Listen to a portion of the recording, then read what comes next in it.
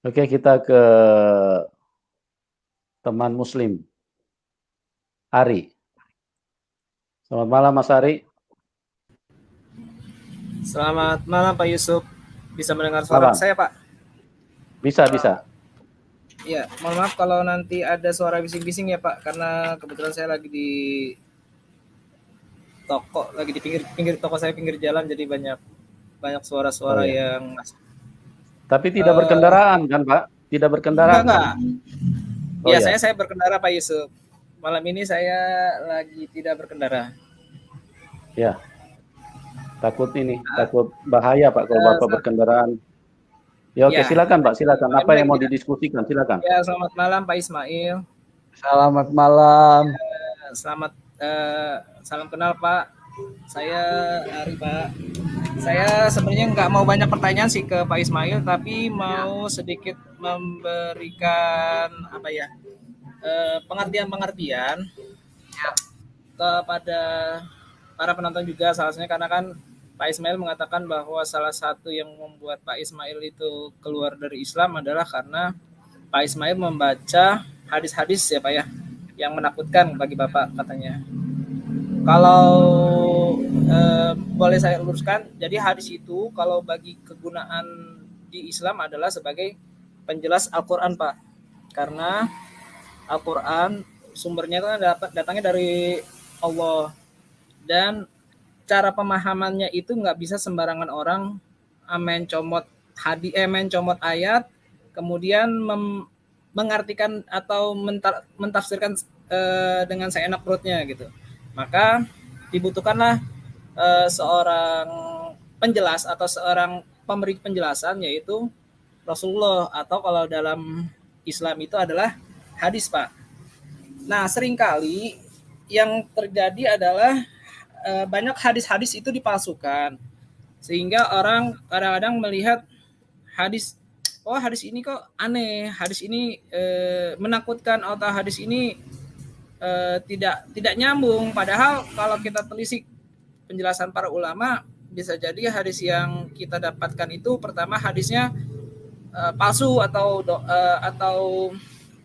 maudhu, atau hadis itu doif atau lemah gitu, sehingga kita yang membacanya, menemukannya menjadi bingung, kok Islam begini gitu. Padahal Islam itu pada dasarnya indah Pak, segala sesuatu sudah tercerahkan, sudah terjelaskan dengan baik, apalagi tentang masalah akidah begitu. Sehingga agak agak mengherankan kalau misalnya orang menggunakan hadis-hadis doif, hadis-hadis maudhu, palsu, itu mempertentangan dengan dalil-dalil Al-Quran. Memang kalau hadis doif atau maudhu pasti bertentangan Pak.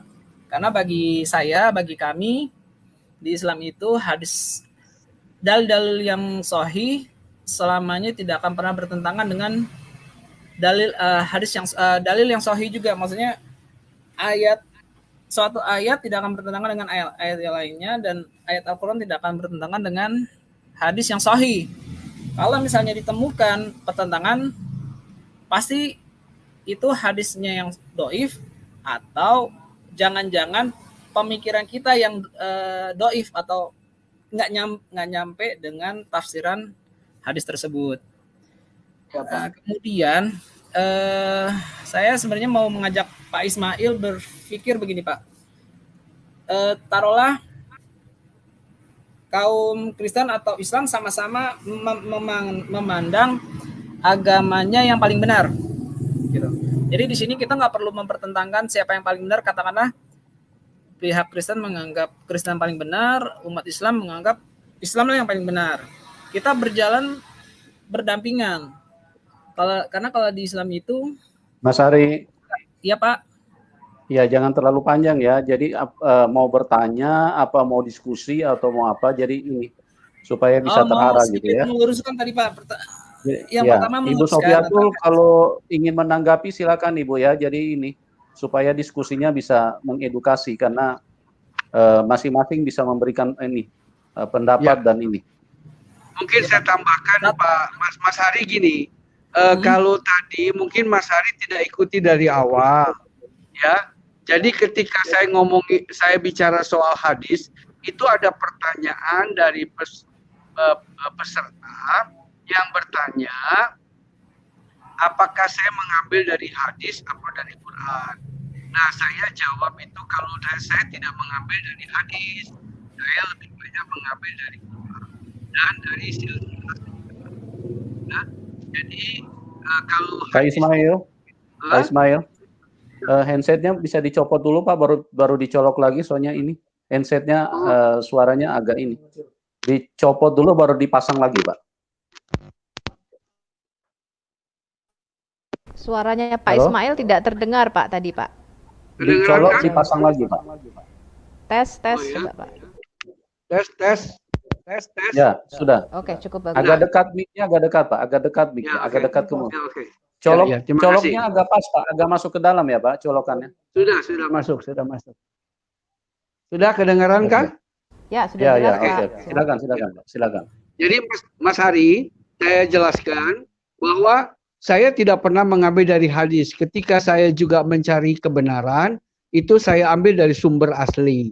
Ya, saya tidak mau tergantung oleh hadis. Jadi hadis itu dapat kita kesampingkan. Ya, nah mengenai hal ini mungkin karena Mas Hari tidak ikuti dari awal, karena tidak dari awal jadi menangkapnya separuh. Jadi mungkin mohon diperkuat pertanyaannya, apa kira-kira yang menjadi kerisauan daripada Mas Haris? Mas Hari, terima kasih. Iya Pak. Jadi saya sebenarnya tidak ada kerisauan Pak. Saya cuma mau mengatakan begini Pak. Bagi kami di Islam itu tidak pernah memaksakan agama terhadap non-muslim. Karena di dalam Islam itu la ikraha fid din Pak. Tidak ada paksaan dalam agama. Sedangkan di dalam surat Al-Kahfi ayat 29 kan Allah katakan jika kalian sesungguhnya jika kalian mau masuk, jika kalian mau kafir silahkan, jika kalian mau beriman silahkan. Jadi dalam Islam itu tidak pernah memaksakan gitu. Jadi tidak pernah khawatir terhadap orang-orang yang memberikan kesaksian-kesaksian atau saya terhadap Pak Yusuf juga bahwa kami itu tidak pernah khawatir terhadap orang-orang yang keluar dari Islam dan memberikan kesaksian-kesaksian gitu. Yang kita khawatirkan itu bukan terhadap keluarnya Pak, tapi pernyataan-pernyataan yang tidak benar gitu Pak Yusuf. Jadi kami mau bilang bahwa kami agama Islam itu bukan memberikan memberikan kebebasan kepada setiap orang untuk memilih apakah dia mau muslim atau dia mau kafir gitu. Itu dalam surat Al-Kahfi ayat 29 itu jelas Pak. Ya. Gitu. Oke, terima kasih. Ya. Mungkin itu artinya penegasan saja. Terima kasih Mas Hari. Mungkin kalau Mas Hari ikuti dari awal, maka terlihat dalam kesaksian saya tidak pernah atau tidak ada hal-hal yang membuat harus orang merasa punya kesulitan dalam mencari kebenaran, ya. Karena saya bersaksi tentang pengalaman saya mencari kebenaran, ya. Bagaimana saya menemukan kebenaran? Menurut saya yang saya anggap benar, baik saya terima pemicunya dari Quran maupun dari Alkitab, ya. Pemicu dari Al-Quran itu merangsang saya untuk saya mencari kebenaran yang lebih hakiki, ya. Karena kita semua mencari kebenaran yang hakiki. Apa yang benar? Bukan sekedar kitab yang benar. Kalau kitab yang benar itu kitab mati. Kan yang kita gali adalah isinya. Ya, isinya yang kita gali, pemaknaannya yang kita gali.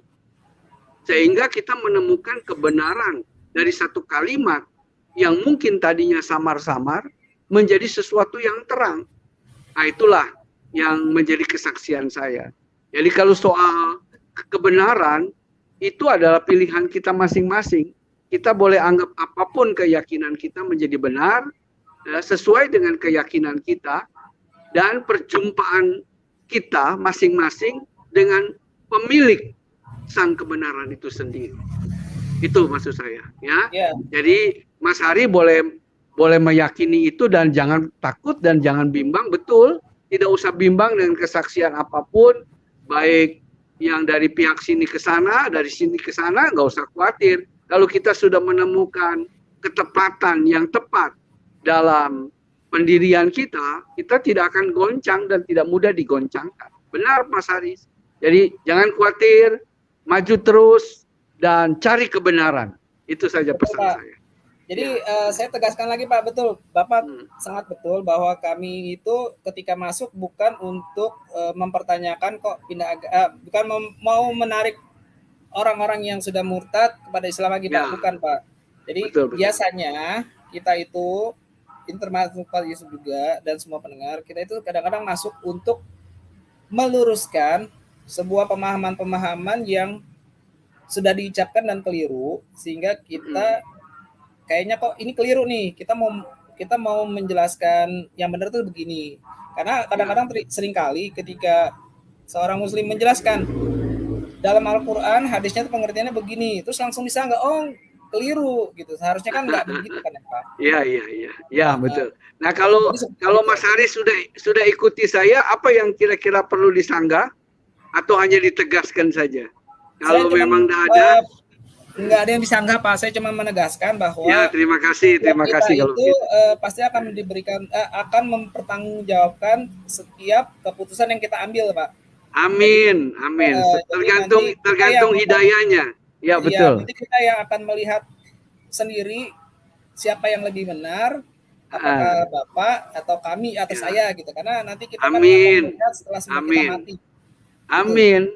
Gitu. Bukan saja waktu mati, Mas Hari, pada waktu hidup akan kelihatan, dari perilakunya kelihatan nanti. Maksud saya dari perilaku. Kalau orang yang percaya pada Allah Khalik yang benar, tentu santun, ya, tentu akan memiliki keberadaban dan kesantunan yang baik, ya. Nggak mungkin Allah itu memiliki kekasaran dan kegarangan yang tidak terkendali, nggak ada. Ya. Tadi saya bilang karena siapapun akan menganggap diri mereka yang paling benar, Pak. Enggak, kita bicara kebenaran, bukan kita bicara pribadi yang misalnya saya bicara tentang Mas Haris, nggak apa-apa. Kalau soal kebenaran itu adalah antara kita dengan pemilik kebenaran. Kalau kita antara hablum minanas, kita adalah manusia yang lemah, manusia yang tidak bisa dipercaya, ya. Tapi antara kita sebagai hablum minallah, ya, antara kita dengan Allah, gitu. Jadi kita yang meyakini, nah itu. Nah, nanti munculnya dari kebenaran itu dari sikap perilaku, ya. Ya. Kalau perilaku kita baik, nanti akan terlihat. Misalnya Mas Ari jadi ustadz. Coba kalau ustadz, ya, tiap ustadz begitu ngajar ada salah sedikit nabokin murid, ya, salah sedikit ditendangin murid, ya, nggak ada pengampunan, nggak ada ramahnya, ya. Nah tentu perilaku itu kan akan dipertanyakan di dalam agama sendiri, kan kira-kira begitu. Apalagi di hadapan agama orang, kan gitu dong. Nah itu akan muncul, ya. Ada kan ustadz-ustadz yang juga perilakunya jahat, perilakunya tidak baik, ya. Nah di sini akan terlihat. Kalau dia ilmunya tinggi, pasti akan terlihat, nggak mungkin tidak, ya. Nah, itu saja pesan saya. Ya kalau itu Pak, saya bisa membawakan sebuah kalimat yang sangat baik dari yang diucapkan oleh Khalifah Ali, Pak. Beliau katakan. Saya ke Pak Ari dulu, Pak. Pak Ari, tolong Pak, Bapak jawab ini dulu, Pak. Karena tadi ada sesuatu yang mengganjal di saya, Pak. Saya tahu sebuah kalimat yang diucapkan oleh Enggak, sebentar Pak. Mumpung saya masih ingat, Pak. Takutnya lupa, Pak. Sebentar. Tadi kan Pak Ari kan bilang tadi bahwa Allah itu tidak melarang orang memilih kan, mau agama apa, mau percaya Islam, tidak percaya Islam, mau keluar silakan. Tetapi saya mau tanya Pak Ari, ada Quran surat 2 ayat 191 mengatakan, dan bunuhlah mereka di mana saja kamu jumpai mereka dan usirlah mereka dari tempat mereka telah mengusir kamu. Yang pertama. Yang kedua, Quran surat 2 ayat 190, dan perangilah di jalan Allah orang-orang yang memerangi kamu. Yang ketiga, ya, itu Quran surat Muhammad ayat 4, apabila kamu bertemu dengan orang-orang kafir, maka pancunglah batang leher mereka. Ini Mas Ari katakan tadi ini 180 derajat berbeda loh. Berarti orang yang keluar dari Islam itu darahnya halal, bisa dibunuh. Jadi kalau Pak Ari Firman katakan tadi itu damai, Islam sejuk, saya kira 180 derajat berbalik, Pak. Kita berkata yang jujur berdasarkan Quran Bapak sendiri yang mengatakan itu, Pak. Terima kasih. Oke, saya lanjutkan lagi. Sayyidina Ali pernah berkata, kenalilah kebenaran itu, niscaya engkau akan mengetahui siapa yang benar. Jangan mengenali kebenaran dari orangnya. Jadi jangan kita melihat si A yang benar atau si B yang benar, karena kalau kebenaran orang per orang itu kebenaran subjektif, Pak. Tapi Mas Ari, kalau kebenaran Mas dari Ari, Allah sebentar itu Mas Ari, Mas Ari. Iya, Pak. Mas Ari, ya silakan bicara tentang Al-Quran dan tentang Muhammad ya. Kalau Sayyidina Ali nggak usah dibicarakan karena itu kan bukan sesuatu yang penting di dalam ini, di dalam diskusi Ya, keagamaan. Silakan kalau Anda mau bicara tentang Muhammad atau Allah SWT atau Al-Quran silakan ya. Kalau bicara tentang pribadi Pak. yang lain tidak Jadi, usah, Pak. ketika tadi saya mau bicara, Makanya saya tanya Pak Ari tolong jawab tadi itu dulu, ayat-ayat yang saya baca tadi itu Pak Ari. Tolong Bapak jelaskan dulu tuh supaya kita jangan salah persepsi tentang Quran Bapak gitu loh. Bahwa benar, apakah ini ayat ini benar apa salah gitu loh, Pak. Yang saya baca tadi Quran surat 2 ayat 190, Quran surat 2 ayat 191 dan masih banyak ini, Pak. Ya, kalau saya mau ke Quran surat 9 ayat 123 juga sama, Pak. Hai orang-orang yang beriman, perangilah orang-orang kafir yang di sekitar kamu itu, dan hendaklah mereka menemui kekerasan daripadamu. Ya, dan ketahuilah bahwasanya Allah bersama orang-orang yang bertakwa. Jadi kalau Pak Ari tadi mengatakan orang berpindah agama dari Islam ke Kristen atau dari Islam ke Hindu, ke Buddha, itu Allah suruh memilih, silakan saja. Saya kira terbalik ini Pak, 180 derajat, karena ini ada ancaman di sini Pak. Bahwa Nabi Bapak mengatakan ini orang-orang yang pindah itu terancam nyawanya.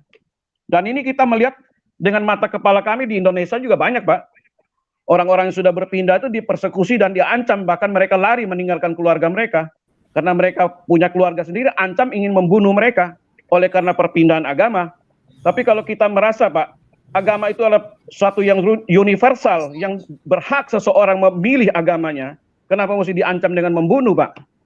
Nah ini yang Pak Ari harus jelaskan secara detail. Terima kasih.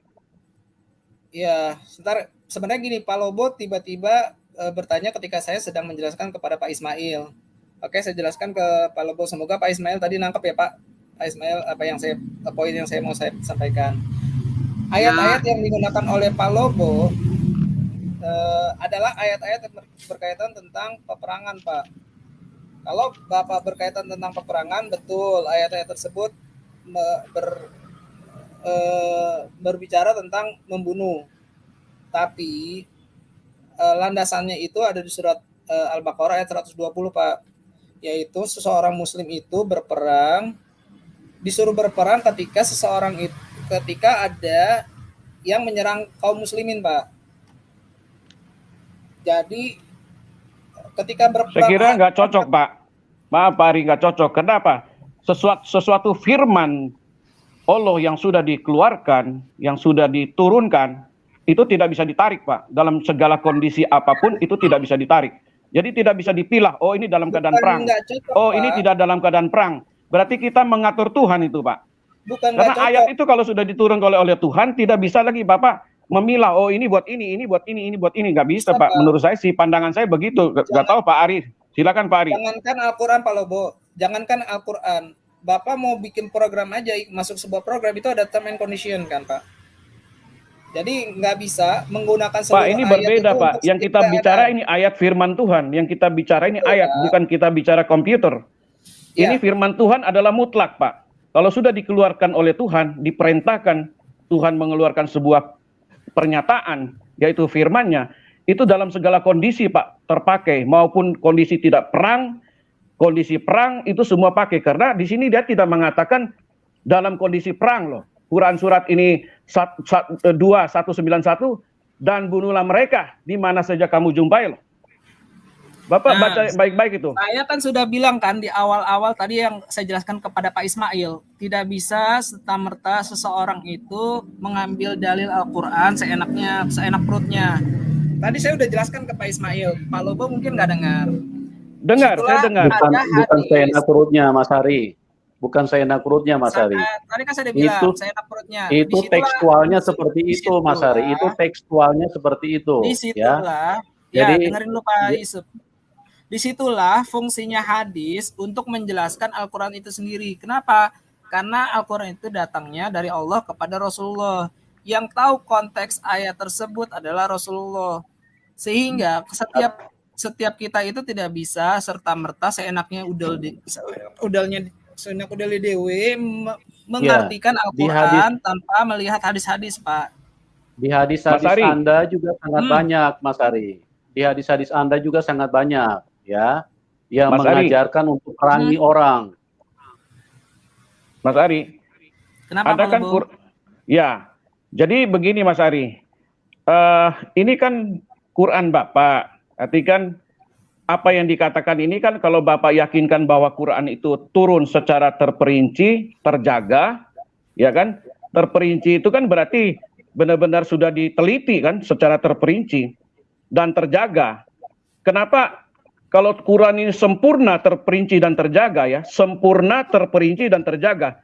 Kenapa mesti pakai hadis lagi Pak? Yang itu menurut saya itulah adalah hasil pemikiran manusia, bukan turun langsung dari Allah. Karena apa? Di Quran Bapak tidak mengatakan bahwa harus mempercaya hadis kan? Salah Pak.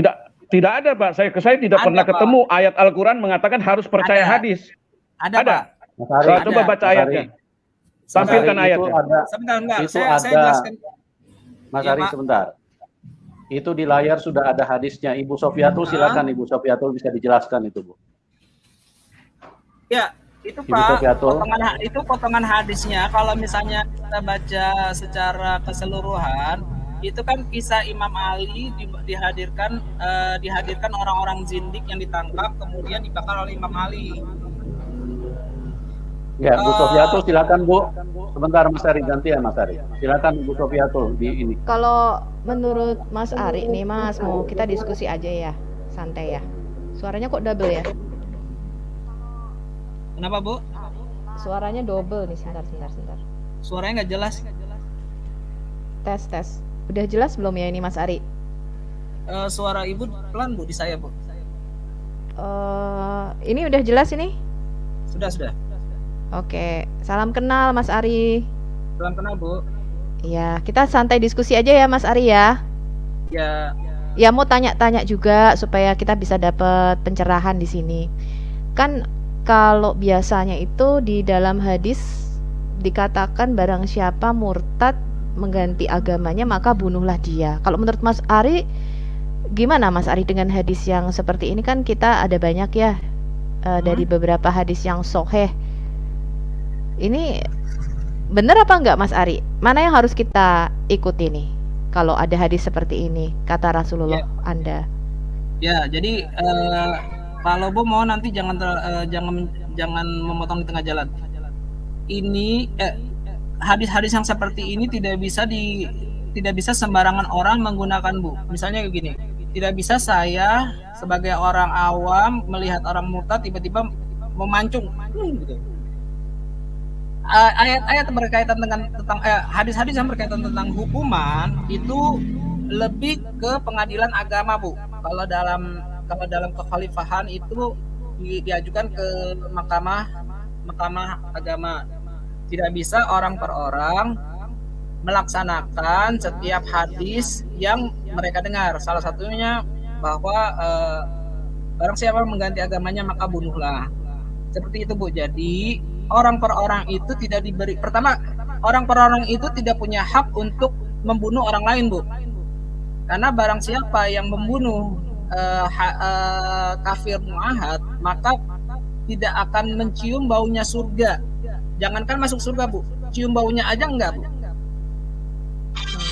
Jadi dalam Islam itu tidak bisa seenaknya aja untuk membunuh. Yang kedua, bahwa hadis ini itu panjang, Bu. Awalnya adalah cerita tentang Imam Ali dihadirkan kaum zindik.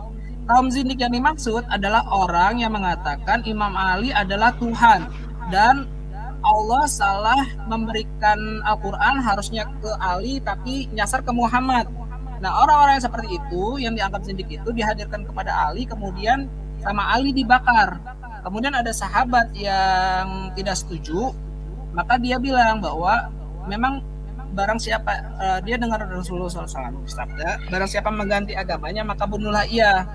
Jadi di konteks hadis ini adalah ketika Imam Ali membakar orang-orang zindik yang mengatakan Ali adalah Tuhan, tapi sahabat yang lain itu tidak setuju dengan hukuman membakar. Itu, Bu. Ya, saya rasa sih itu another occasional ya, tapi mungkin ada yang mau ditambahkan, Pak Ismail? Apakah Pak Ismail waktu masih di Muslim pernah mendengar hadis-hadis seperti ini, Pak? Karena waktu kita berdialog, saya tidak terlalu memperhatikan hadis karena saya tahu hadis itu lebih kepada pemikiran manusia. Kedua, hadis itu kan muncul ratusan tahun sesudah Muhammad, ya. Dan ketiga, Al-Quran sendiri sebenarnya itu terdiri dari berbagai macam. Kalau tidak salah, kabar terakhir ada 32 macam Al-Quran, ya, yang memiliki juga beberapa ciri yang berbeda, ya. Dan Al-Quran baru dikanonkan itu setelah kafilah Ottoman, kerajaan Ottoman di Turki itu runtuh, ya. Pada tahun 1928 atau 24 kalau tidak salah saya ingat, itu baru Al-Quran disatukan, ya, dan diberlakukan sebagai Al-Quran yang murni. Dan ini mungkin yang belum diketahui oleh banyak orang-orang Muslim, ya. Sehingga dengan demikian kita tidak masuk, dan saya tidak mau masuk kepada debat-debat kusir seperti ini. Kita langsung masuk pada inti di dalam kita mencari kebenaran yang sesungguhnya. Kembali kepada awal, yaitu siapa sih penerima kebenaran yang utama, yaitu Muhammad. Muhammad merupakan pewaris Nabi. Tetapi dari penyelidikan saya, bahwa beliau tidak terbukti sebagai pewaris Nabi yang mewarisi agama Ibrahim. Karena agama Ibrahim, ya, secara sejarah, itu kepada Yahudi. Kalau kekristenan tidak disunat, itu jelas ada sejarahnya. Mereka bukan tidak disunat, tetapi lebih memilih kepada sunat hati, bukan kepada sunat jasmani. Dan itu jelas diberlakukan pada zaman awal, pada masa 2-3 bulan setelah Kristus diangkat ke surga. Musyawarah besar di Yerusalem, tertulis dalam Kisah Rasul, ya, dan dalam Perjalanan Rasul, itu sudah disepakati menjadi ijma dari para rasul, ya. Dan itu dianggap karena mereka adalah murid langsung daripada Kristus, maka apa ya keputusan yang dibuat menjadi sah dan dikuduskan di dalam roh. Dan itu kita tahu, ya. Tapi berbeda dengan Islam. Islam jelas mengakui sebagai warisan langsung yang berbeda dan merupakan kelangsungan dari Taurat. Kecuali dia bilang, saya adalah penerus dari Nasrani. Nah, sedangkan ini tidak. Ya. Apalagi dia mengakui langsung dari Ibrahim. Ibrahim dengan jelas. Dan sampai hari ini pun Yahudi itu tetap memberlakukan hukum sunat. Tidak pernah berubah. Ya. Nah, di sini kelihatan bahwa terbukti bahwa pengakuan ini tidak bisa atau dapat diragukan. Nah, itu penyelidikan saya itulah yang membuat saya memilih bahwa ini kebenaran yang diragukan. Kira-kira begitu. Ya. Wah, ini menarik banget nih. Tapi maksud saya begini, tapi boleh saja orang Islam memilih itu enggak? Sebab kita itu igama seperti kita memilih pasangan hidup. Saya melihat itu bahkan lebih dari pasangan hidup. Dengar dulu Mas Hari, seperti pasangan hidup. Seandainya kita pilih pasangan hidup, Mungkin orang lain mengira, oh kok memilih pasangan hidup udah bongkok, jelek, hitam, tapi buat kita itu yang tercantik. Itu nggak ada masalah. Itu nggak ada, itu pilihan kita.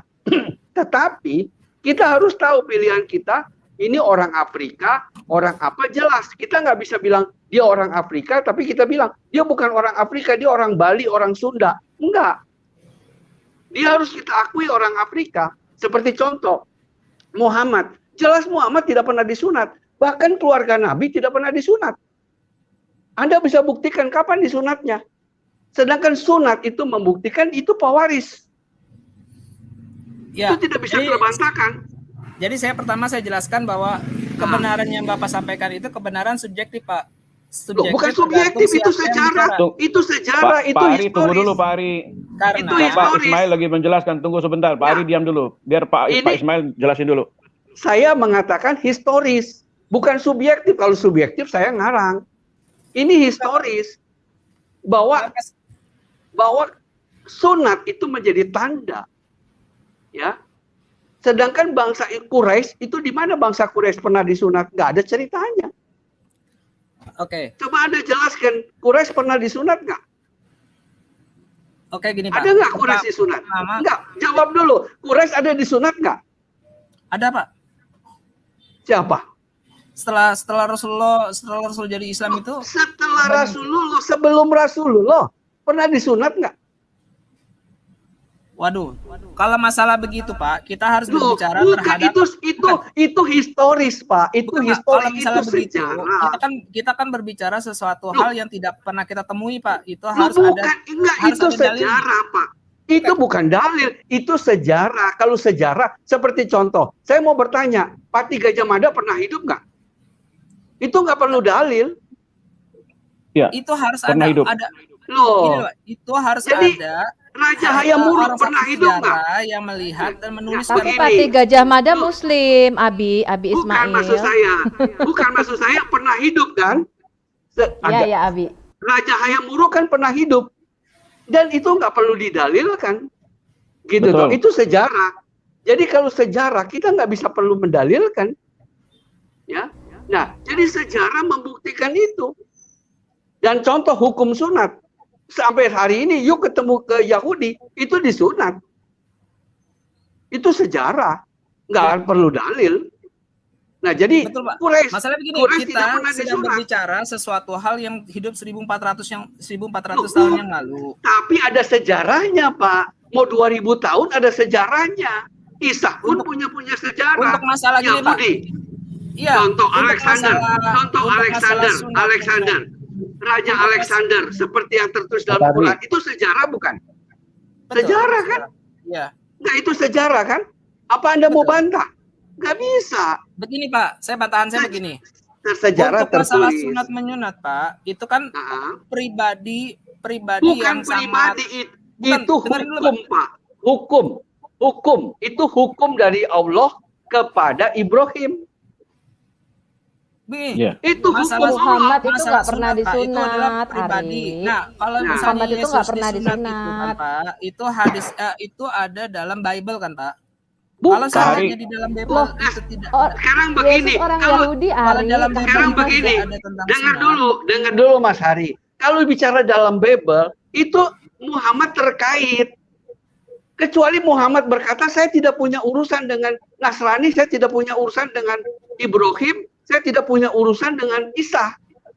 Dia berdiri sendiri. Nah, itu boleh yuk katakan begitu. Tapi kalau ini sekarang, itu selalu terkait dengan Bible. Karena dia bicara Isa itu Nabi ke-24. Gini Pak. Bagaimana yuk katakan tidak terkait? Pak. Bahwa Isa itu disunat itu kan ada dalil yang ayat yang jelas-jelas mengatakan bahwa Isa disunat pada umur 8 hari Pak. Ya, bukan ayat. Itu sejarah dan dia melakukan. Nah, dia melakukan. Ya, tapi dia itu sejarah. Seandainya di dalam Bible itu tidak ada, orang juga akan mempertanyakan Pak. Nggak bisa. Musa juga disunat. Kamu gimana sih orang tradisi orang Yahudi? Karena itu tradisi. Gimana? Kamu tuh Ari. Bisa kan disunatkan Pak? Loh, Pak Ari. Aduh, Ari. Bisa disunat. Itu tradisi. Ya, Pak Ari. Bisa itu disunat. Karena Seperti Bari. contoh. kita tahu karena di dalam Injil itu juga menyatakan bahwa Isa disunat pada umur 8 hari. Begini, itu begini, tradisi Pak orang Ari. Yahudi semua disunat Ari. Yesus itu dari suku Yehuda, nabimu itu di Betul. luar, nabimu Betul. di luar jalur kenabian. Mohon maaf Ari, dan tidak Kan. ada di dalam Quran, di dalam hadis bahwa nabimu disunat. Makanya ada 3 Gini, Bu. teori. Pada waktu lahir dia sudah sunat, disunat sama Ah. kakeknya Abdul Muthalib, disunat sama Jibril. Kenapa? Karena nggak ada tertulis nabimu disunat, dan nabimu bukan bangsa Yahudi. Gini, Gitu loh Ari. Ibu, Aduh. Ibu begini, seandainya ya ada cerita dia disunat di sana, tapi contoh itu tidak diikuti oleh Muhammad, sebab ketika dia punya 7 anak, anak lakinya 3, ya itu tidak pernah juga disunat. Kalau dia punya Betul, mujizat betul. disunat, maka dia akan sunat anaknya. Pak, Nah, itu kan tidak dilakukan. Rasulullah itu baru Loh. diutus umur 40 tahun. Apalagi umur 40, berarti kan dia belum ada kaitannya. Itu Anda sendiri membuktikan bahwa itu Iya. batal hukum. Gini, Pak. Kalau dia mengaku Nabi 25, itu maksud saya loh. Enggak, ini Pak Hari. mengaku Bari. nabinya, Pak. Beliau Jaraknya. bukan mengaku nabi umur 25. Yang pertama Bari. begini, Bari, Bari, ketika Yesus minta itu maaf. disunat, itu Bari, ada sorry di sebentar, dalam Bari. Injil. Pari, minta maaf sebentar ya, Pak, Pari. Sebentar. Sebentar, kamu Tadi Pak begini, Ismail Pari. Kamu jangan tersinggung, Pari. Ya, ilmu kamu dibanding Pak Ismail itu jauh banget, Pari. Mendingan kamu panggil Betul, Ustadz betul. Firanda kamu, Ustadz Firanda suruh masuk ke sini. Karena jauh sekali, Pari. Umur kamu aja sama Bapak Ismail jauh banget, Pari. Kamu nggak bisa ngajarin Bapak Ismail. Bapak Ismail ngajarin kamu bener. Kamu panggil Ustadz Firanda kamu yang jago, suruh masuk di sini.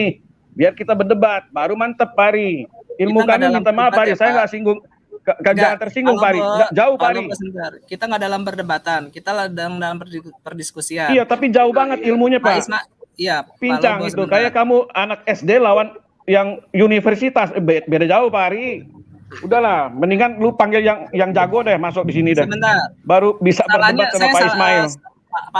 Pak Lobo itu motong saya di tengah jalan. Sebentar, ini Pak Ismail. Kalau misalnya masalah Rasulullah itu disunat apa tidak, pertama kita tidak ada yang tidak ada yang menceritakan kapan beliau itu disunat. Bukan berarti tidak ada yang menceritakan itu beliau tidak disunat. Karena itu masalah pribadi, Pak. Yang kedua, ketika dia sekarang begini, memberikan, saya jelaskan. memberikan, Bukan, saya luruskan nih, Bentar, Pak, Mas Ari, saya Ismail. luruskan. Beliau- Ari, tolong diam dulu. Bukan, masalah beliau sunat itu itu memberikan bukan fatwa pribadi. bahwa Di-mute dulu, Islam di-mute. itu harus Gini, masalah sunat itu bukan pribadi. Kalau pribadi itu masalah kesehatan. Jadi mau disunat enggak. Oh, karena enggak sehat, jadi mesti disunat. Itu pribadi. Tapi ini sunat, ini hukum. Ya, hukum yang diterapkan oleh Ibrahim, Musa, dan semua nabi. Itu harus terima hukum sunat. Tidak boleh tidak. Gitu. Sebab itu melanggar perintah Allah kalau tidak disunat. Ya, Musa sendiri ketika lambat disunat, dia hampir mati kalau istrinya tidak menyunatkan anak-anaknya. Jadi hukum sunat ini bukan urusan pribadi. Gue mau disunat, baru gue disunat. Enggak. Itu hukum yang Bukan, wajib Pak. dijalankan. Pak Ismail salah Gitu. tangkap bahwa ini adalah masalah pribadi, masalah yang istilahnya tuh terlalu dalam. Bukan Ketika padahal Rasulullah, ketika ini- gini, logikanya gini Pak, logikanya gini. Ketika Rasulullah itu memberikan hukum wajib sunat, apakah ada orang yang mewajibkan sunat, dia sendiri nggak disunat? Nggak mungkin Pak. ya Logikanya itu justru logikanya inilah sangat keliru. justru inilah yang Logikanya sangat keliru Enggak, kalau Bapak bukan. menganggap Rasulullah Dengar itu ini. Dengar. Jadi inilah yang perlu Pak, justru ya, kita hari ini. gali kebenarannya. Kita gali kebenarannya justru di situ. Ketika ketemu kejanggalan, kita cari kebenarannya. Kenapa? betul. Kenapa tidak disunat? Ya, kenapa? Nggak mungkin, Sebab Pak. memang Nggak mungkin. begini, dengar Seseorang dulu. yang- Mungkin Nggak dia mungkin. tidak disunat. Dengar dulu, mungkin tidak disunat karena beliau adalah golongan Nasara. Tidak mungkin Pak, karena Rasulullah itu segala Bukan. sesuatunya Karena bertindak beliau- tanduk untuk ditiru Pak. Tidak, iya Nggak justru mungkin. karena dengar Nggak dulu. mungkin Kan- beliau karena itu dia- tidak disunat, padahal Ini, beliau dengar itu dulu. yang Asumsi. disunat. asumsi kebenarannya adalah bahwa Muhammad itu adalah golongan Kristen. Mas Ari, Itu dia yang membuat dia tidak disunat. Nah, Mas Ari, contoh. tunjukin dalilnya. Mana dalilnya Muhammad disunat? Tunjukin. Muhammad itu segala sesuatunya ditiru tindak lanjut. Ya, tindak tanduknya. Mas Ari, Nggak di sini mungkin kita bicara Rasulullah fakta, itu bicara menyuruh bukti, sunat, sedangkan bukan Rasulullah bicara itu tidak asumsi. disunat. Mas Ari, kita bicara Enggak, bukan asumsi, asumsi Pak. di sini. Kita bicara Iya, fakta. Dalilnya Rasulullah itu mana? segala sesuatu- Oke, Nabimu mungkin next disunat aja deh. mana? Pak Lobo, kan kita Iya, nggak iya. punya surat waktu Rasulullah sunat kan belum ada suratnya nih. Jadi kita udah stop aja, nggak bakal selesai perdebatan ini kalau saya rasa ya. Ganti, Mungkin next deh betul. kita ganti yang lebih lebih substansi. Yang lebih Abi. cerdas. Abi Ismail, coba. Pada waktu Abi melakukan penyelidikan terhadap Quran, ini aku sangat-sangat tertarik banget. Abi menemukan apa yang menjadi titik balik? Abi berkata ini nggak benar nih. Nah itu aku tertarik. Coba Abi kasih tahu apa yang pertama saya melihat adanya keraguan, ya terlihat bahwa klaim bahwa ini adalah pewaris Nabi yang penutup itu dapat diragukan dan dikesampingkan. Kenapa? Sebab kalau dia ambil dari tradisi Yahudi, dia harus disunat. Tapi kalau dia ambil tradisinya dari kekristenan, dia benar. Kan begitu dong. Nah, jadi itu yang terlihat dari logikanya, ya. Sehingga kita katakan benar. Nah, itu bisa dilihat kenapa. Hal yang kedua yang menguatkan pada waktu masih yaitu yang kedua adalah keluarga Nabi. Keluarga Nabi juga tidak pernah disunat. Anak-anaknya sampai besar tidak pernah disunat. Tidak ada perkara sunat di situ. Ya kalau ada itu harus dirayakan. Ya contoh di Indonesia aja ke sunat dibuat pengantin sunat. Ya, Indonesia yang sudah 1400 tahun nggak dirayakannya dengan sistem itu. Artinya ada perayaan, ada satu hal yang diagungkan. Karena di dalam sunat Islam itu tidak dirayakan, Pak. Loh, enggak, ini tradisi. Ya itu tradisi. Maksud dalam saya Islam sunat itu tidak dirayakan. Jadi kalau Bapak berasumsi bahwa kayak di Indonesia Dengar dulu. Dengar dulu maksud saya. Dengar dulu, mute dulu. Ari di mute dulu. Maksud saya begini, saya menceritakan bahwa sunat itu sesuatu yang tidak bisa disembunyikan. Gitu maksud saya. Ya, sebenarnya intinya di situ. Tidak bisa disembunyikan, apalagi tidak jelas. Nah, kecuali dia adalah golongan Nasara. Kalau dia golongan Nasara, terlihat di mana penguatannya. Yang kedua ya Bu Ninik, yaitu ketika dia ibadah pada waktu pertama, kiblatnya ke Baitul Muqaddis, yaitu Yerusalem. Nah, ke Yerusalem terlihat di situ. Dan itu pada masa awal. Ya. Jadi kita bisa lihat itu masa awal dia arahnya ke sana. Dan yang ketiga yaitu perkara penguatan ketika dia dikuatkan oleh baik pendeta Bahira waktu masih kecil, baik pendeta Waraka bin Naufal. Ya. Waduh, malah pendeta yang menambiskan Nabi Muhammad nih, Abi. Ya, itu kan jelas bahwa itu merupakan satu kelompok. Ya. Dapat kita lihat itu satu kelompok. Tidak mungkin kalau tidak satu kelompok. Ya. Nah, Waraka bin Naufal yang memberikan kekuatan. Jangan khawatir, anak sahabat, anak ponakanku, ya, anak pamanku, engkau akan diberkati oleh Tuhan. Dia diberi penguatan oleh Waraka bin Naufal dan Muhammad menjadi kuat kembali. Nah, kita lihat, ya, itu artinya kan selalu merupakan pihak yang bersama. Inilah itu yang membuat itu yang membuat, Pak. Lah, nubuat tapi kan berdasarkan dari keimanan yang sama. Gitu toh, nggak mungkin nubuat karena Kristen dan Islam itu sama-sama bertuhankan Allah, Pak. Dan Nabi Isa gini, pada waktu itu Islam kan belum ada, Mas Ari. Islam kan belum ada, belum kesebut. Itu. Itu sudah dinubuatkan. Agama Islam belum ada. Hari ini. Loh, gimana? Jadi ya, kita lihat dari masa ke masa. Khadijah menikah dengan Muhammad yang menikahkan berarti pendeta Waraka ya. Bapak buka surat 61 ayat ke-6, Pak. Surat Nggak usah pindah ke situ dulu, Mas Ari. Nggak usah pindah ke situ dulu. Surat ke-61 gini, Mas Ari gini. Jelas sekali bahwa Nabi Muhammad itu Gini Mas Ari, ya tadi Pak Ismail menjelaskan itu sangat luar biasa ya. Itu hanya orang yang logika mampet itu yang nggak bisa nangkap ya. Artinya kita kalau misalnya punya masalah sebagai orang Kristen, pasti kita datanginya pendeta.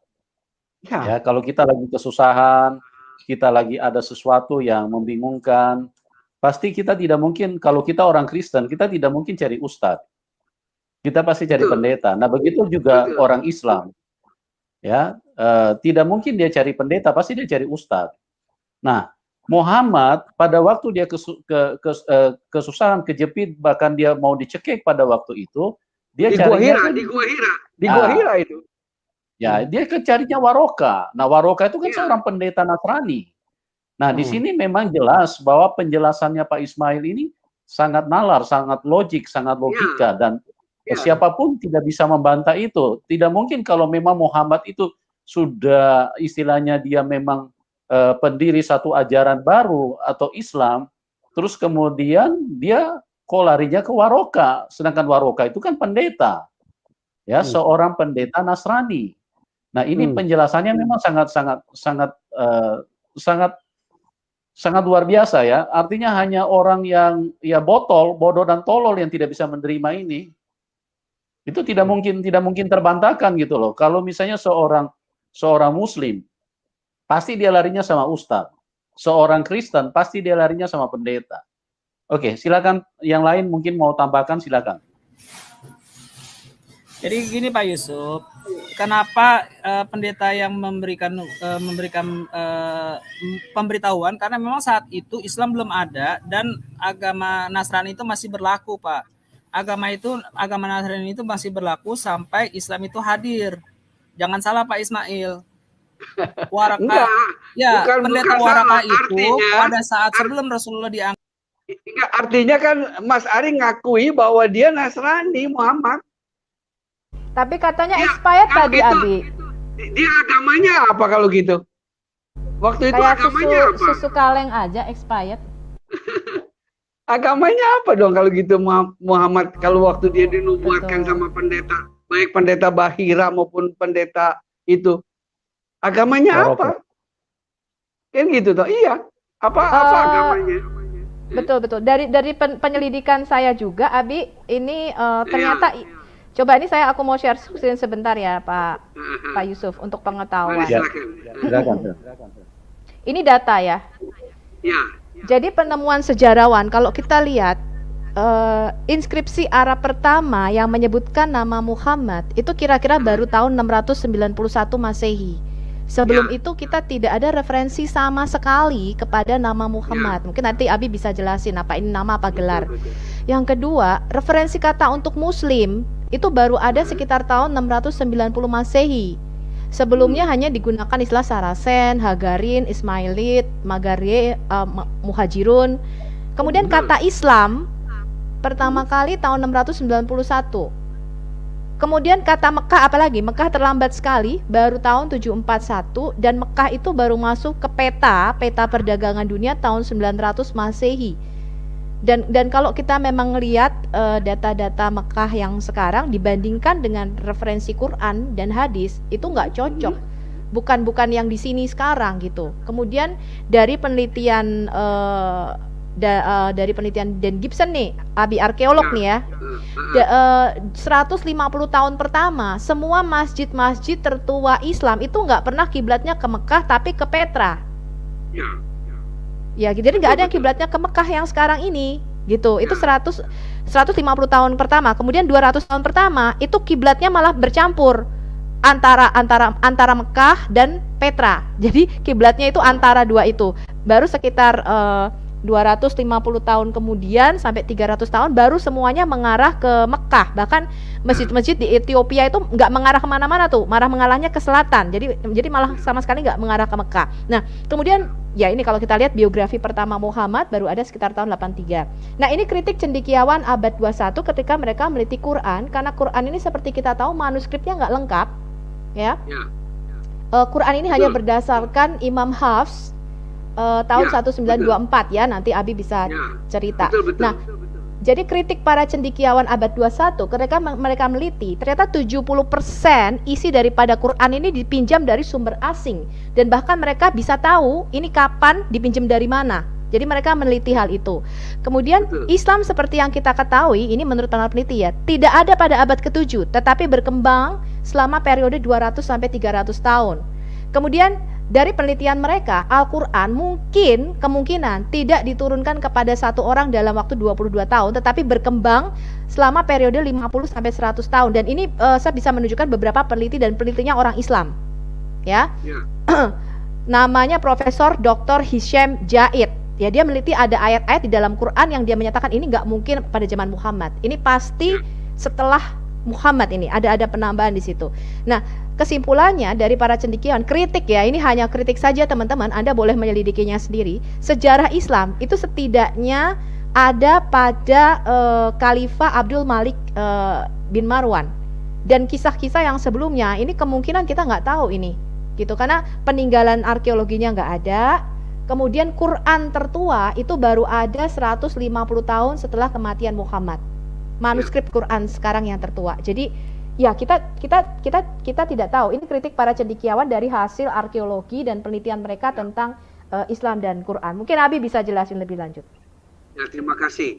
Jadi apa yang dikemukakan oleh Ibu itu hampir seluruhnya benar. Saya katakan demikian karena itu sudah diselidiki oleh cendekiawan secara historis dan juga secara arkeologi.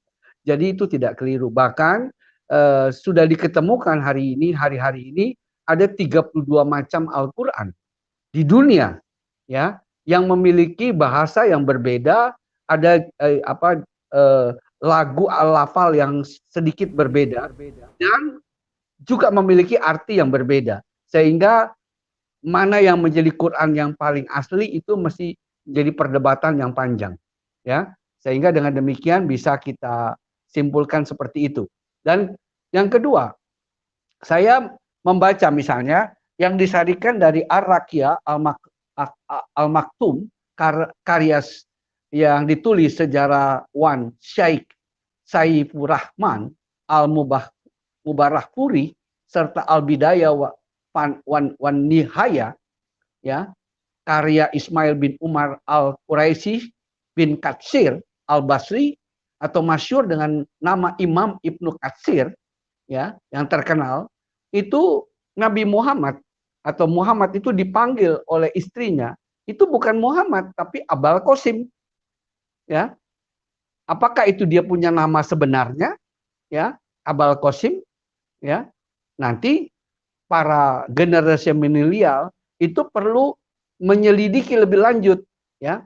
Saya mendorong tadi seperti ada satu bapak mengatakan, mari generasi milenial gali lebih jauh. Sehingga dengan demikian kita mampu menjelaskan kepada orang lain dengan objektif, dengan baik, ya. Sehingga mereka terbuka akal budinya, terbuka hatinya. Dan kita bisa melihat, kita hanya berupaya sekuat-kuatnya dengan pertolongan Roh Kudus, maka Tuhan akan bekerja dengan luar biasa. Dan ini akan membuat gerakan yang luar biasa. Ini kalau semua generasi milenial melihat hal ini, wah, ini akan goncang generasi milenial yang ada pada setiap suku bangsa, ya. Karena kebenaran-kebenaran ini akan diungkapkan semua.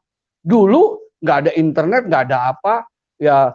Ada orang berangkat di Mesir boleh ngomong sepuasnya di satu tempat, ya orang nggak bisa ngecek. Sekarang tinggal pakai jempol bisa ngecek, ya. Ngaku-ngaku kuliah di mana gitu ya Abi ya, ternyata kita cek nggak ada nih dia kuliah di situ, ngaku-ngaku. Ilmu-ilmu yang ada di sana bisa ketahuan, jadi tidak ada yang bisa tersembunyi, ya. Nah, itulah yang perlu kita gali, ini yang perlu kita sajikan kepada masyarakat umum, ya. Dan kita tentu berdoa berharap bahwa mereka mengalami jamahan tapi dengan penuh ilmu, begitu, ya. Dan mereka juga disusupkan ilmu yang baik, ya. Sehingga dengan demikian mereka melihat daripada silsilah sejarah, ya. Nah, inilah yang saya bagikan kepada teman-teman sahabat muda, ya, baik yang dari mereka yang berasal seberang tadi masuk Kristen, dan mereka perlu diisi hal-hal yang pas, ya, sehingga mereka juga dilatih dan dilengkapi sehingga lebih canggih lagi, ya. Dan juga saya juga melatih bagi mereka Kristen pemula, sebab mereka tuh Kristen keturunan, mereka juga tidak mengerti bagaimana sejarah kekristenan yang benar. Nah, inilah tugas kita semua dalam pencerahan, pencerdasan kalau menurut Pak Yusuf, yang cerdas, yang smart, ya, sehingga kita betul-betul memberikan sajian yang baik dan berilmu, kira-kira. Betul. Aku ada satu screen lagi yang tadi berkaitan dengan yang Abi sampaikan. Ini sudah diteliti nih, Abi. Ini namanya Correction in the Early Quran Manuscripts. Jadi ini adalah disertasi Dr. Daniel Brubaker ketika dia sudah mensurvei sekitar 10.000 manuskrip Quran. Ternyata dia menyimpulkan ada ratusan penambahan kata-kata yang dimasukkan, ada kata-kata yang dihapus, ditulis ulang. Jadi kan perkamen mahal ya, dari kulit dari kulit binatang tuh mahal, itu dihapus dan ditimpa yang namanya palimpsest, ya. Nah, ada sekitar 800 kasus dan ini merubah konteks dan arti dari kalimat tersebut. Dan ini pembetulan ini ternyata Quran ini mengalami koreksi-koreksi sampai sekitar 200 tahun atau sampai abad ke-9. Jadi sarjana barat itu sekarang menyimpulkan memang ini berkembang. Dan kalau kita lihat dari Quran Birmingham, itu memang banyak sekali penambahan kata Allah. Jadi tadinya nggak ada, ditambahin, kelihatan disisipkan kata Allah di dalam manuskrip tersebut. Nah ini kalau kita lihat Quran ya, Abi, kan tadi ada, sekarang kita menemukan mungkin 37 versi Quran yang berbeda. Saya tunjukkan aja contoh-contohnya. Abi bisa bahasa Arab ya? Enggak begitu. Saya nggak ahli, jangan. Oh ya, saya pikir ini. Dimarahi ya. Betul. Ini kita tunjukin aja nih, Abi, Quran Hafs dan versi Kalun. Ini ternyata ada kata-kata yang berbeda di situ. Betul. Ini mengubah arti. Ya. Ini saya tampilkan beberapa aja nih, Pak Yusuf. Ada ratusan sebenarnya. Ya, ini dari Al-Baqarah 184, versi Hafs dan versi Ibn Amar berbeda. Ini versi Hafs dan versi Wars berbeda lagi. Ya, dan beberapa ini memang merubah arti dan makna di situ. Ya, ini versi Hafs dan versi Al-Basi. Jadi banyak sekali. Ya, ini ada ratusan ini. Ya, ini mungkin saya akan keluarkan videonya 1 sampai 3 hari lagi ya. Jadi kita akan mendapatkan pelajaran seperti ini. Nah, ini banyak sekali ya versi-versi Quran yang berbeda dan kita akan menunjukkan perbedaannya dari manuskrip dari ini Quran yang sekarang. Jadi ini Quran resmi ya. Quran resmi yang beredar sekarang di seluruh dunia dan memang 90% menggunakan versi Imam Hafs, tetapi ada belahan dunia lainnya yang menggunakan versi-versi bacaan yang berbeda. Jadi generasi muda ini memang harus bisa mulai cerdas, kita bisa mulai menerima kritik, begitu juga dengan generasi Kristen harus cerdas. Jadi kita harus tahu manuskrip Alkitab kita dan bagaimana Alkitab kita ini terbentuk. Jadi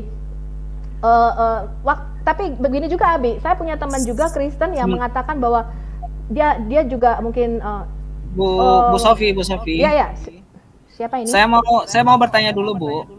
Dari mana silakan. Ibu bisa meyakini yang Ibu tunjukkan adalah manuskrip asli, sedangkan manuskrip yang asli itu sudah dibakar di zaman Khalifah Utsman bin Affan karena Utsman bin Affan mengkhawatirkan manuskrip yang terpotong-potong itu digunakan kembali dan menyangkal Al-Quran yang sudah disusun dengan rapi. Jadi begini ceritanya, Bu. Al-Quran kamu nggak usah cerita sama saya. Saya sudah bikin 4 seri sejarah kamu punya manuskrip. Jadi Bu, saya tanya dulu. Kamu nggak usah cerita, saya sudah tahu. Enggak, saya tanya dulu sama Ibu. Kalau Ibu udah tahu, Al-Quran itu dibuat di zamannya Khalifah Utsman atau di Khalifah Umar, Bu?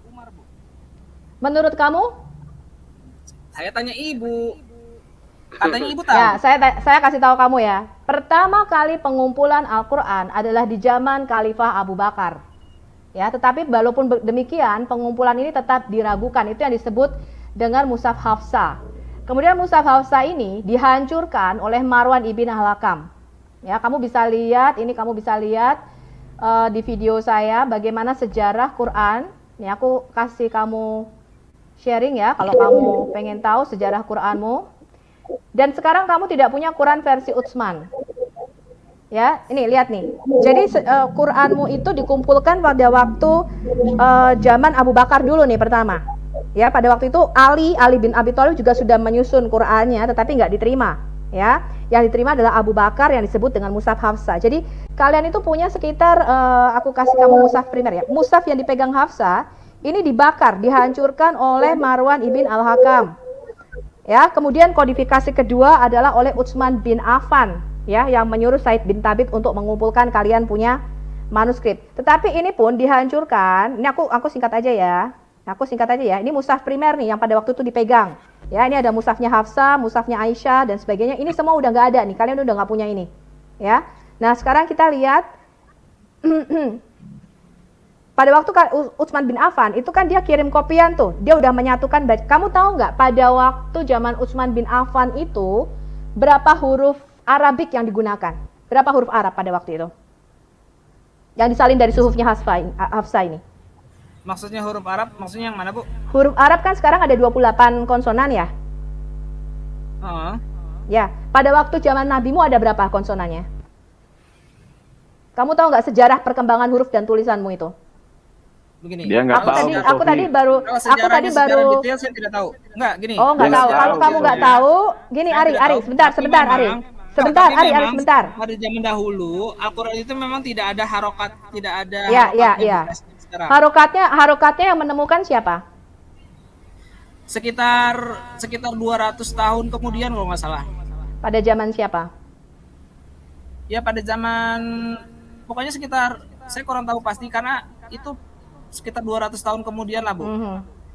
Ya, memang ya berarti kamu awal-awal itu Al-Qur'an tidak ada harokat dan titik-titik yang seperti sekarang kayak ba dan nun. Itu betul. Kamu tahu nggak ada berapa ayat yang sebentar? Kamu tahu nggak ada berapa ayat yang hilang dari Qur'anmu yang sekarang ini? Tidak ada yang hilang, Bu. Masa? Tidak ada yang hilang. Kalau saya katakan banyak, kalau saya katakan 70% dari Qur'anmu yang sekarang hilang, itu keliru. Kok bisa keliru? Ini yang nulis orang Islam loh. Iya, orang Islam bisa. Sebentar. Kamu sebentar Ari. Kamu belum mendengar penjelasan saya. Kamu belum mendengar penjelasan saya. Mengapa kamu bisa katakan keliru? Kamu sudah pernah belajar seperti saya belajar belum? Bu, Al-Qur'an itu sudah terjaga sama Allah. Kamu tahu kitab-kitab ini enggak? Ari, kamu tahu kitab Mabani, Suyuti Al-Itqan fi Ulum Al-Qur'an? Kamu tahu kitab-kitab ini enggak? Kamu tahu Abdul Ar-Razzaq? Saya dengar, tapi saya belum pernah baca. Oke, berarti kamu nggak tahu. Kalau kamu nggak tahu, kamu jangan ngomong, ya, menyalahkan aku dulu. Karena kita kan akademis nih, di channelnya Pak Yusuf kan nggak mau debat, kusir dong, ya nggak? Kamu harus menunjukkan data seperti aku menunjukkan data. Klaimku adalah setelah aku meneliti, ya, setelah aku mempelajari, ya, Quran kamu sekarang itu kehilangan 70% dari aslinya. Sebagai contoh aja, aku tanya, pada waktu zaman Muhammad, berapa ayat ada di Quran Al-Ahzab? Quran apa? Surah Al-Ahzab ada berapa ayat pada waktu zaman Muhammad? Yang saya tahu. Hari nggak tahu lah. Hari nggak tahu. Ya, yang saya tahu adalah ilmunya belum nyampe. Ilmunya belum nyampe.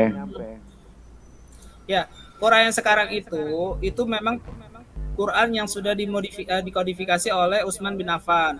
Bahkan sebelum Utsman bin Affan membukukan seperti yang sekarang itu, memang pas zamannya Umar, ayat-ayatnya itu memang kayak misalnya surat Al-Ikhlas itu bukan ayat Al-Ikhlas, tapi surat Kulhu. Kemudian ada beberapa surat yang tidak sama namanya dengan namanya sekarang. Itu baru dinamakan seperti yang sekarang itu sejak zamannya Utsman bin Affan. Enggak, dari laporan hadis ya, dari sumber-sumber sejarah Islammu mengatakan surah Al-Ahzab itu tadinya sepanjang surah Al-Baqarah, ya, sekitar 200 ayat lebih. Sekarang Quran surah Al-Ahzab ada berapa ayat, Ari? Surat Al-Ahzab. Surat 33 ayat ada berapa ayat? Yang sekarang itu surat Al-Ahzab ada 73 ayat. Kok lama banget? Katanya Quran dihafal oleh kami jutaan. Sebentar, kamu hafal Quran nggak, Ari? Saya tidak hafal Quran sebanyak 30 juz, Bu. Saya jujur. Nah, Pak Yusuf, saya aneh loh. Setiap kali saya berdialog dengan muslim, mereka selalu mengatakan jutaan orang muslim menghafal Quran. Tapi setiap saya tanya, kamu hafal enggak? Mereka mengatakan enggak. Ya, Ini teori ngeles, Bu. Teori ngeles. Ya. Tidak, saya katakan ya teman-teman ya, bukti Anda menghafal itu bukan berarti Quran itu adalah firman-Nya Allah. Karena saya bisa menghafal satu kaset CD Mariah Carey dan semua lagunya saya hafal. Dan saya hafal lagu-lagu Whitney Houston dengan Golden Song, saya hafal semua. Saya hafal lagu-lagunya Elvis Presley. Tidak membuktikan bahwa lagu-lagu itu berasal daripada Allah. Nah, sekarang, oke, saya kasih yang gampang aja deh. Ya, kalau kamu nggak tahu sejarah, nanti kamu bisa belajar di promo dikit nih Pak Yusuf, di Al Hayat Indonesia. Ya. Kamu belajar mulai kodifikasi bagaimana Quranmu tersusun, sejarah perkembangan tulisan dan bahasa, bagaimana sejarahnya bahasa Arab itu ada, sampai Quran kamu yang sekarang, dan itu saya kasih kamu lengkap dan gratis, kamu tinggal nonton, ya. Dan kamu bisa cek sendiri semua sumber-sumber yang aku tunjukkan. Nah, inilah yang kita mau lakukan, yaitu kita mau mengedukasi masyarakat Indonesia supaya mereka itu punya intelektual yang lebih tinggi. Ya, jadi tidak semua informasi itu ketika diterima loss gitu loh. Ya, ini kebanyakan nah ini salahnya pendidikan Indonesia. Ya, saya mohon maaf ya kepada Menteri Pendidikan. Mereka itu diajar menghafal dan didiktekan. Padahal kalau kita lihat, penghafalan itu merupakan cara berpikir otak yang paling rendah.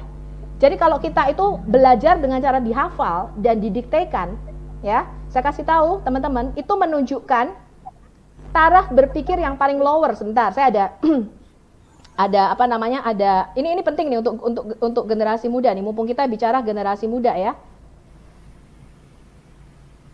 Makanya kalau kita lihat anak-anak dulu mungkin SD ya, kalau suruh gambar pemandangan, gambarnya itu pasti dua gunung ya, tengah-tengahnya ada sungai dan pinggirnya sawah, ada matahari di tengah-tengahnya. Dan itu satu kelas gambarnya sama. Kenapa? Karena didiktekan. Betul nggak sih teman-teman?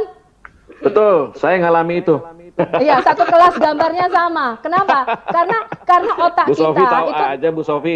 iya, karena otak itu pendidikan yang nggak bagus. Makanya kenapa Finlandia ini punya pendidikan yang bagus? Kenapa?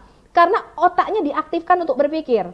Ya, saya bagi share sebentar nih untuk generasi muda. Tadi Abi itu sudah bagus banget tuh. Generasi muda itu harus cerdas. Ya, ini sekarang kita lihat ya. Itu saya suka sekali tuh satu visi sama Sofiatul. Amin. Ini lihat ini adalah kemampuan berpikir dari tingkat yang paling rendah ke paling tinggi. Yang pertama adalah hafalan.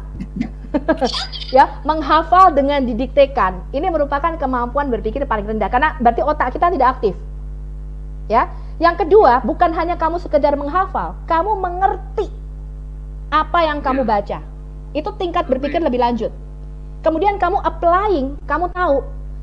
Kemudian kamu bisa analyzing. Jadi dari yang kamu baca, nih Abi nih tingkatnya kayaknya udah creating nih ya. Jadi bukan hanya kita membaca, seperti kita membaca Alkitab, ya. Bukan hanya Muslim ya yang saya ini. Karena mereka punya sistem begini loh. Asal aku menghafal ayat-ayat Quran walaupun nggak tahu artinya, aku udah dapat pahala. Kan gitu ya, Kak? Makanya ketika saya tanya teman-teman saya, kamu doa dalam bahasa Arab? Iya, ngerti artinya? Enggak.